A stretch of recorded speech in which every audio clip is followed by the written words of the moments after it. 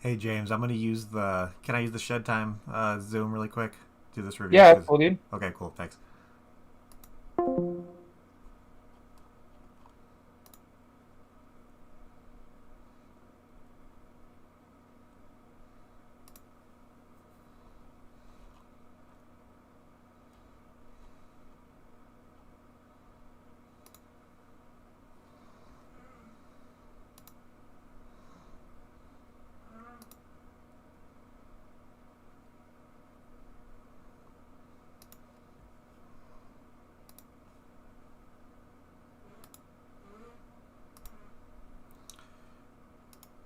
What's going on, everybody? Who's ready for a beer? Almost got. I got scared for a second. I was. You can blame Mr. Swaggins for using the damn Zoom. Like, I was in the Zoom and saying like, "Oh, owner of the Zoom room, freaking start another meeting." I'm like, "Crap!" But I got it taken care of. What's going on, everybody? Kentucky, you're two beering it today. Holy shit, man! Do it, bro. What's up, Jasper? How you doing, my friend?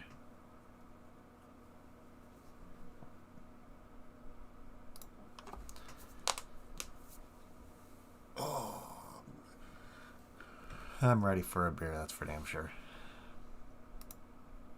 Should be good. Should be good.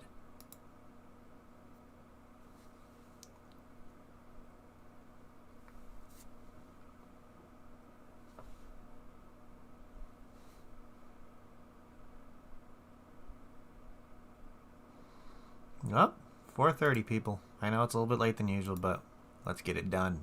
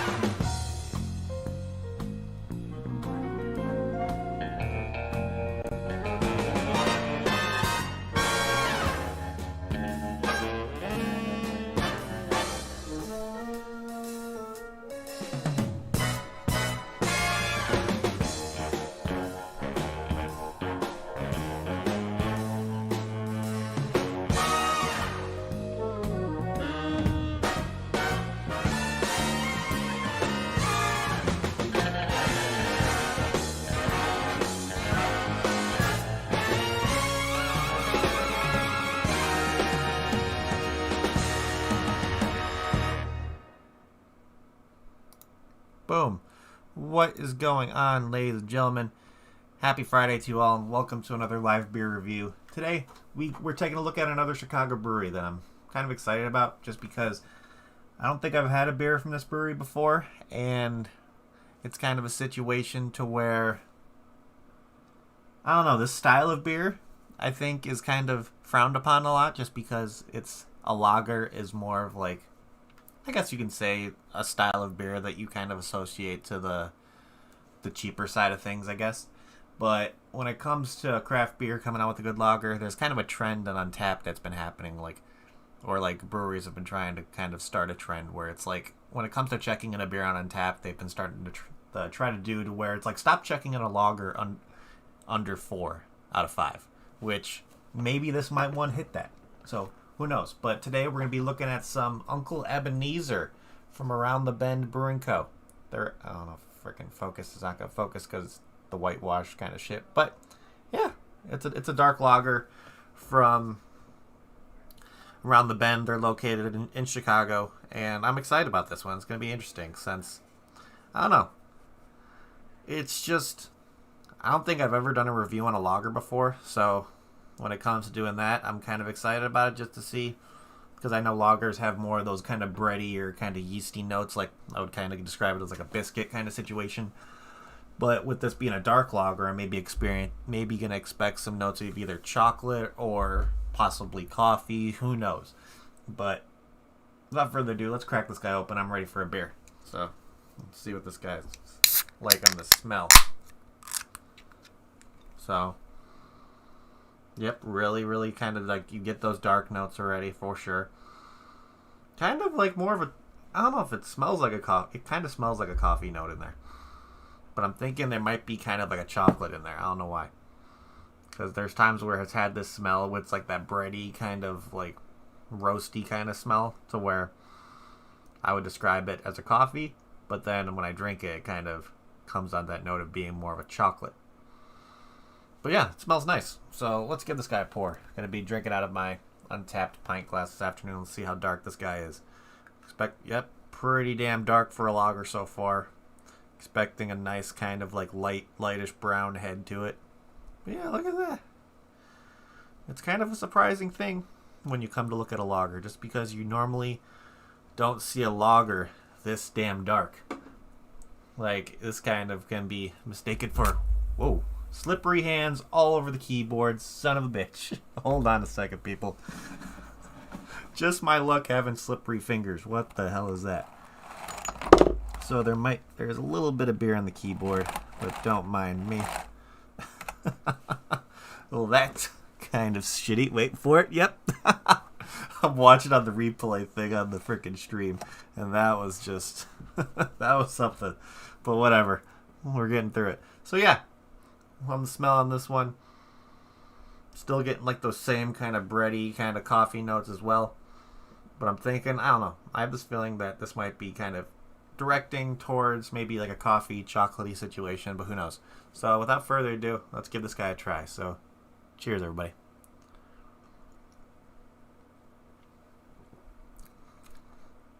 Yeah, definitely has those signature lager flavors in there when it comes to being a lot of breadiness. Definitely get some like kind of some like dark chocolate kind of flavors going in here, which is very interesting. It's definitely really nice and roasty, toasty kind of flavors as well. To be honest, this isn't your everyday lager, and it's actually pretty damn delicious. Holy crap. Wow. Has like, yeah, the kind of chocolate I'm getting here is kind of reminds me of like a dark chocolate, so like a dark chocolate breadiness kind of situation. But it's actually balancing really well, to be honest. Kind of gives me reminiscent flavors like more of a maltier, breadier kind of like coffee porter kind of situation, or a coffee stout. But definitely has like kind of like a thicker kind of mouthfeel to it. A little bit of effervescence to it. Yeah, that's nice. That's really nice. Definitely has like a slight bitterness in there. There's a slight sweetness that comes up on front. But when it comes to like having that kind of a little bit of bitterness from like get maybe like some like that semi-sweet, maybe a little bit of a darker chocolate flavor in there. Yeah. It's delicious. Absolutely delicious. I like it. I like it a lot. So, let's see what as I'm talking, kind of trying to get some of this coffee out of some of my keys. Not coffee, freaking beer out of my keys. Because since it did a little drippy all over my keyboard. So I'm trying to get like a rag in there to kind of soak up a little bit. But I can probably focus on that later. But let's kind of see. Hold on a second here. What the description of this guy is, because I accidentally just closed my freaking browser, so don't mind me. Give me a second here, because I'm a dunce. Hold on. Come on.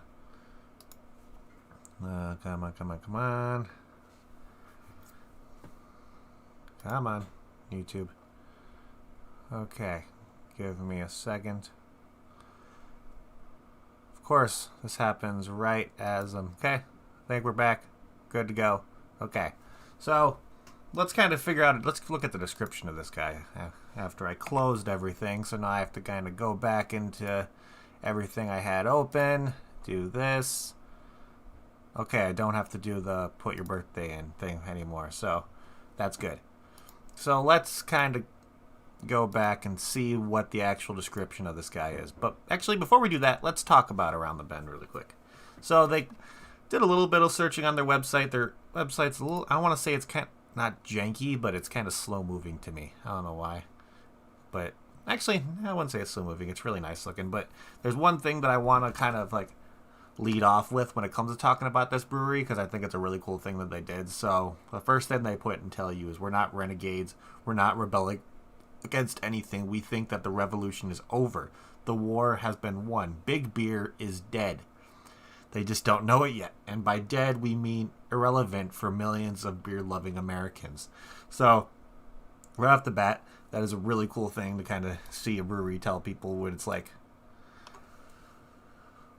We're not telling you that the revolution is happening right now, where craft beer has been kind of on the rise for many, many years already, to where it's not a battle right now. It's not a war, because the war has already been won, and craft beer has come out on top from like the big beer kind of companies like Miller, Anheuser-Busch, all that kind of stuff. And really, really cool thing to kind of, I like to stand behind, because they know that they're trying to put out a good product, and it's a really, really cool thing. So let's see what the description of this beer is, because I'm curious.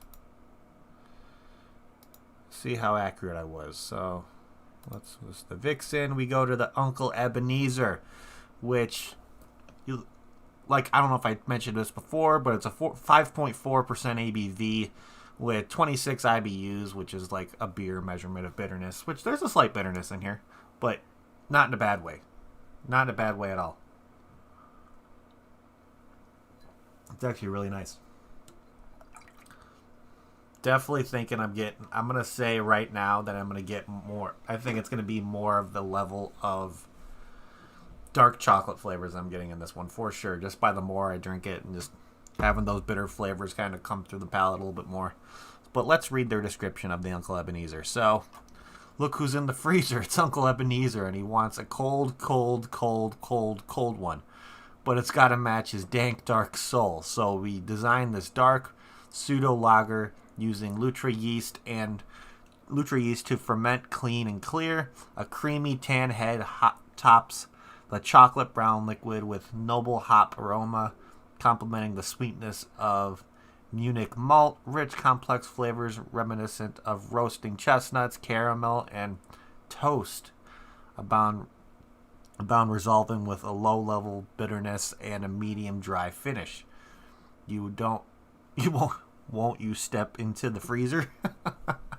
That's pretty cool. So yeah, I'm definitely getting that breadiness in there. Definitely that kind of lingers at the end when it comes to what's sitting on your tongue. But I'm actually getting, I don't know if I'm getting much of like a caramel sweetness in it. I'm getting kind of like maybe like a dark chocolate, maybe like a semi-sweet chocolate kind of taste in there. Because I know semi-sweet chocolate kind of has that little bit of level of bitterness in it as well, but there's still a nice amount of sweetness there as well. But yeah, pretty damn good. I like this one.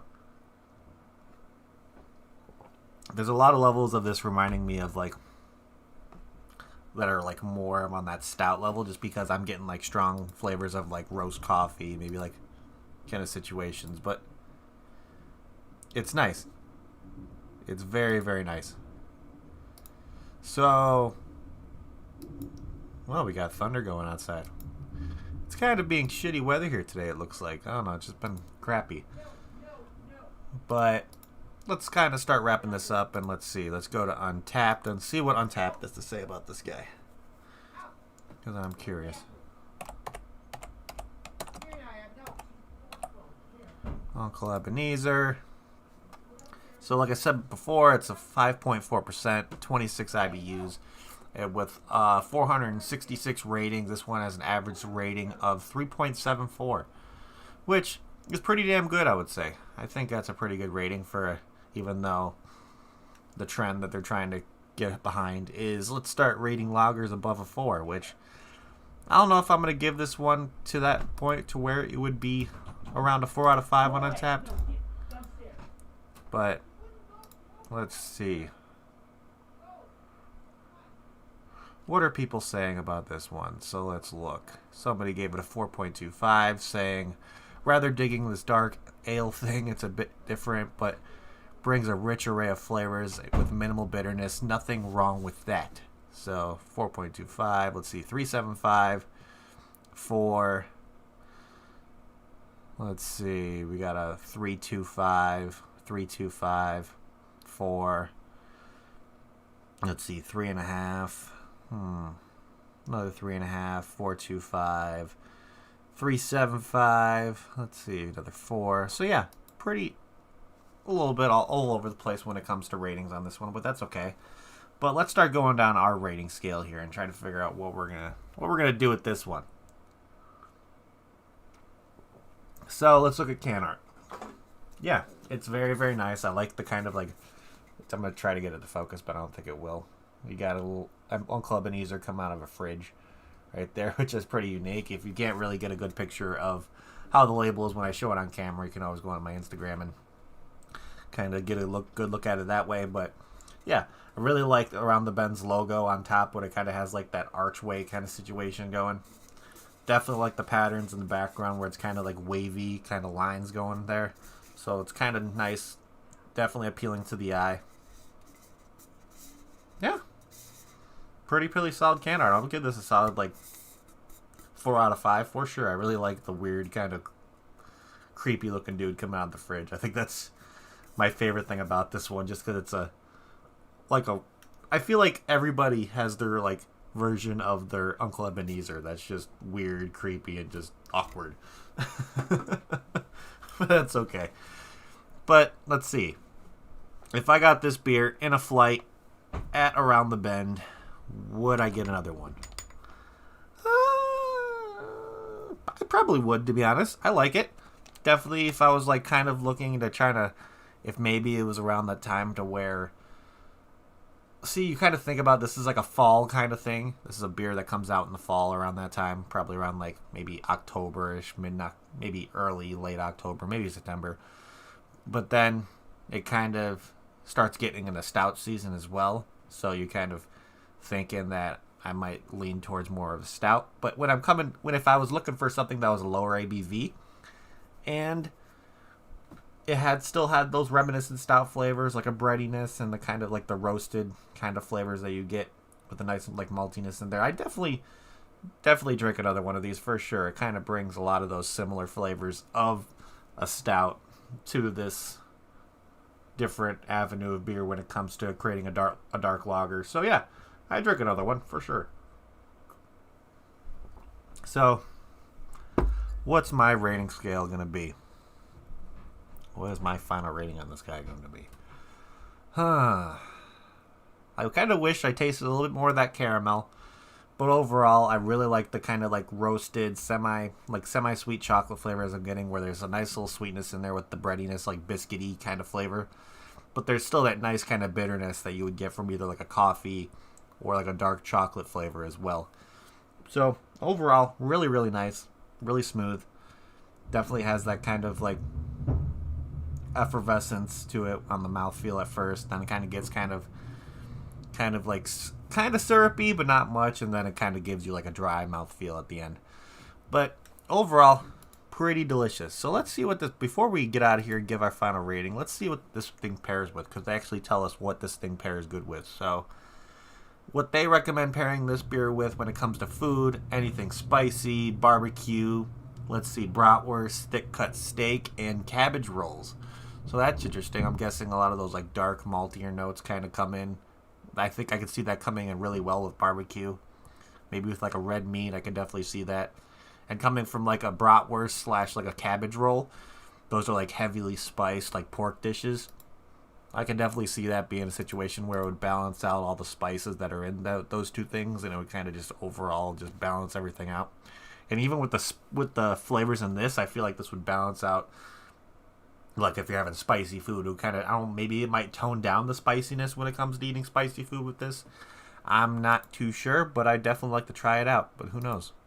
But let's get to our final rating on this one so we can get the hell out of here and just everybody can enjoy their Friday. I don't think this is going to get the 4 out of 5 on Untapped kind of thing, but I'm going to give this a solid 7.75 out of 10. Really good. would definitely recommend this if you just want to try something different when it comes to a lager. If you're looking for a nice sessionable beer, but you're also like looking to get some like roasted kind of notes to it when it comes to like how they said there's notes of hazelnut, but I'm getting like more of like a roasted coffee kind of situation in there, or maybe like a semi-sweet chocolate, like I said before. But yeah, pretty damn solid. I'm pretty impressed with this one. For my first beer from around the bend, not too shabby at all. Not too shabby at all. I definitely have to check out some more of their stuff, just because I'm interested. Because who knows, they have a couple other things that might catch my attention. But without further ado, I think that is it, ladies and gentlemen. So thank you everybody in chat for hanging out. You guys are awesome.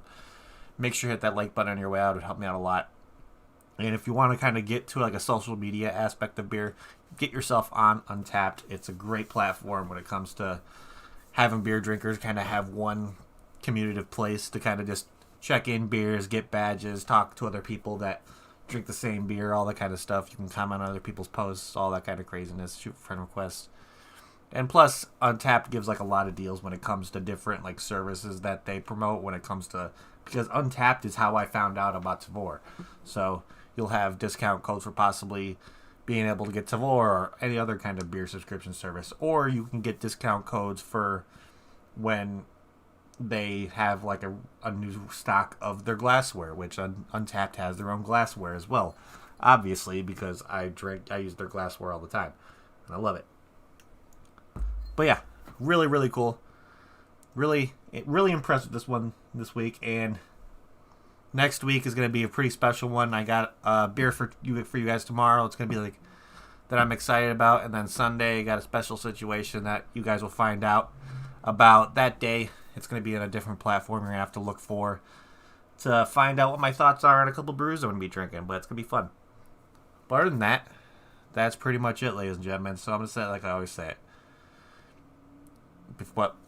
Before I do that, if you haven't added me on Untapped yet, if you're on there, link to my profile is down in the description below for you guys. So if you want to shoot me a friend request, I want to see what other people are drinking as well.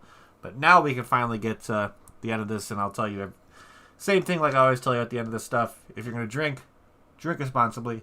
Don't drink and drive. And I'll see you all tomorrow, people. Cheers.